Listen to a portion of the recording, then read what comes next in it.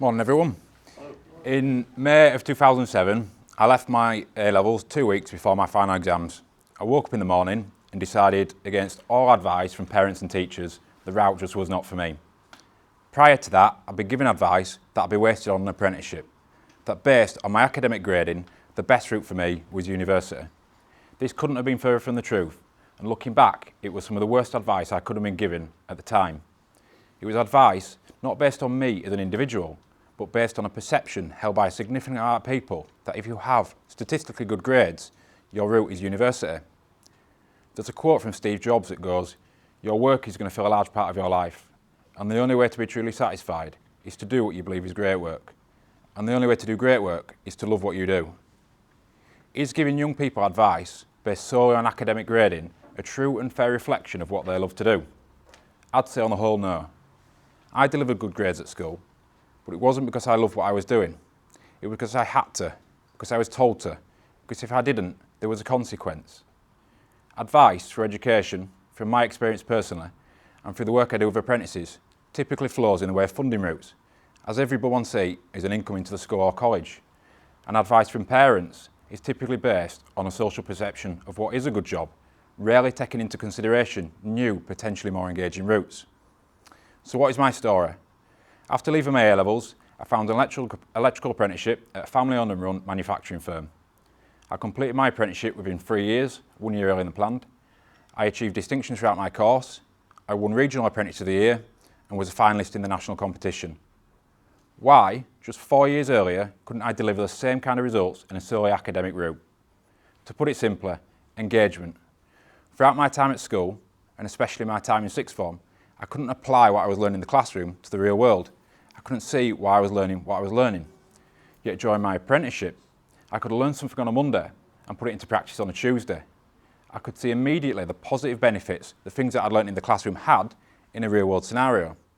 I was engaged. After my apprenticeship, I enrolled on HNC in electrical engineering and moved out on the road as a service engineer. I was travelling the length and breadth of the United Kingdom, studying HNC in my own time, working towards a gas-safe accreditation, all the while learning new skill sets in combustion engineering and steam plant operation. If we look back at my time in school, I didn't put in the time outside of school hours. I very rarely wanted to go the extra mile and put in the extra effort. My parents were always on my back to complete homework and coursework, and I preferred to be out with friends, on my BMX, playing computer games, etc. I was simply not engaged. Yet, when I could apply it to a real world scenario, and I could see where the knowledge I was learning applied in the real world, I put in the extra effort, I went the extra mile, I gained a HNC and the gas safe accreditation. I was, you guessed it, engaged. So let's talk about my engagement in school. The subject that engaged me the most at school was systems and control. It was a balance between electrical control and mechanical design. It was a subject where you had to see a project from start to finish. Take a concept, design a solution, test it and deploy it. In April of 2013, my job title changed to Control Systems Engineer.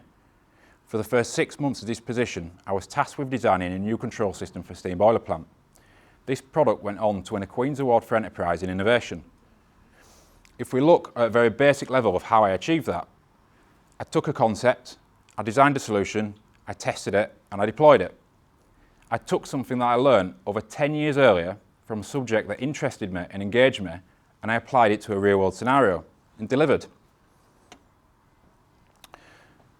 So how do we change for the better? How do we move away from putting young people into segments based on perceptions and statistics driven by funding routes and start focusing on individuals and their individual interests and drives?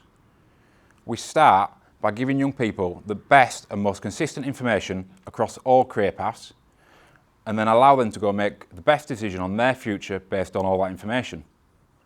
64% of teachers in the UK would very rarely or never recommend a strong performing young person to take up an apprenticeship. And just short of 1/3 of students within the UK don't receive information from their schools on apprenticeships.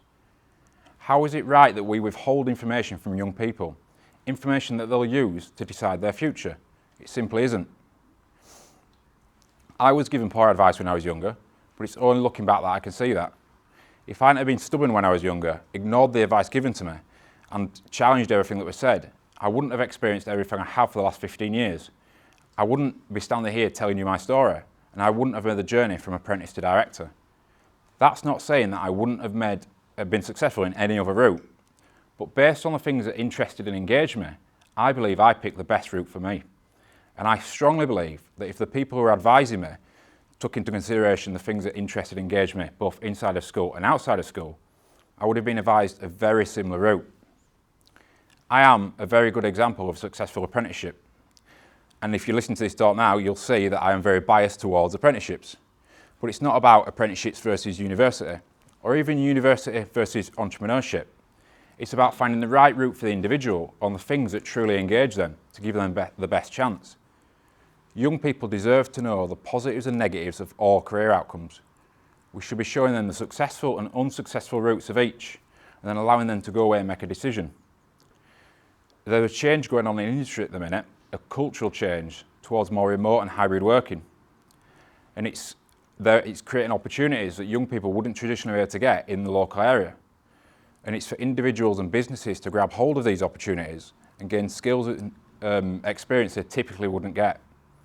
And it's for the people advising young people to give them the inspiration to go and find these opportunities and know that they're not held back by local perceptions and traditional job routes.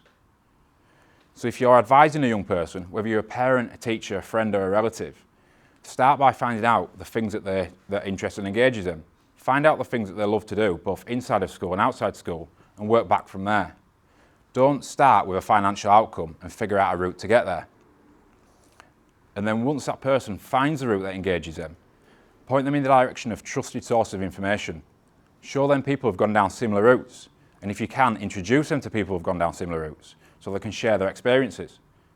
And one of the most important things that you can do is when that young person decides what route they want to go down for their future, is support that decision, because it's a decision they made for themselves and their future. A young person who is interested and engaged in what is perceived a less successful route will always have a greater chance of life success, and more importantly, life fulfillment, than a young person who is solely on the route for the outcome. It may seem cliche, but it's about the journey and not the destination.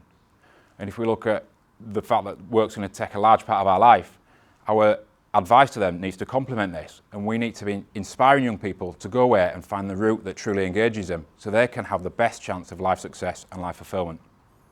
Thank you.